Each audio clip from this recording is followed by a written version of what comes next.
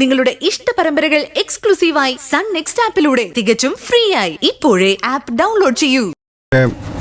അയാൾ മൊഴി മാറ്റി പറയുന്ന എനിക്ക് തോന്നുന്നില്ല. ഗോപാൽജി അയാൾക്ക് നല്ല കാശ് കൊടുത്തിട്ടുണ്ട്. അയാൾ മൊഴി മാറ്റണ്ട. നമ്മൾ ശാലിനിയുടെ പുറകെ പോകുന്നതിന് പകരം ഈ ഡ്രൈവറുടെ പുറകെ പോയാ പോരെ.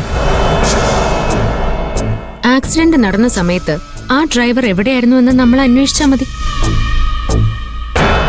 അയാൾ അപകടം നടന്ന സ്ഥലത്തല്ലായിരുന്നുവെങ്കിൽ അയാൾക്കെതിരെയുള്ള കേസ് അവിടെ വെച്ചും ക്ലോസ് ആവും. അത് ശരിയാ. ഇനി നമുക്ക് ആ വഴിയൊന്ന് അന്വേഷിച്ചു നോക്കാം. എന്തെങ്കിലും തുമ്പ് കിട്ടാതിരിക്കില്ല. ആ കുഞ്ഞിനെ കൊന്നിട്ടും ശാലിനി സുഖമായിട്ട് നമ്മുടെ ഇടയിലൂടെ കയ്യും വീശി നടക്കുക. അത് അനുവദിച്ചൂടാ. എത്രയും പെട്ടെന്ന് അവളെ നിയമത്തിന് മുന്നിൽ കൊണ്ടുവരണം. നമുക്കതിനെന്തായാലും സാധിക്കും. ദൈവം നമ്മുടെ കൂടെ ഉണ്ട്.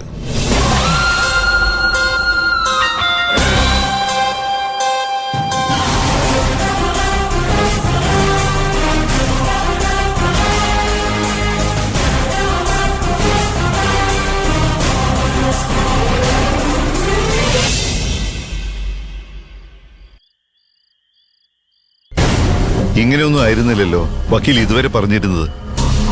ആ കേസിനെ കുറിച്ച് ചിന്തിക്കേണ്ട കാര്യമില്ല, എല്ലാ നടപടികളും കഴിയുമെന്നല്ലേ? അങ്ങനെ തന്നെ ആയിരുന്നു അവസ്ഥ. പക്ഷെ ഇപ്പോ ഒരു പ്രശ്നം ഉണ്ടായിട്ടുണ്ട്. എന്ത് പ്രശ്നം? ആ സ്റ്റേഷനിലെ ഒരു പോലീസുകാരി കേസിൽ പുനരന്വേഷണം വേണമെന്ന് പറഞ്ഞ് ഡിപ്പാർട്ട്മെന്റിന് മീതെ വല്ലാതെ സമ്മർദ്ദം ചെലുത്തുന്നുണ്ട്. അത് അവളായിരിക്കും, ആ മഞ്ജു. അവള് തന്നെ.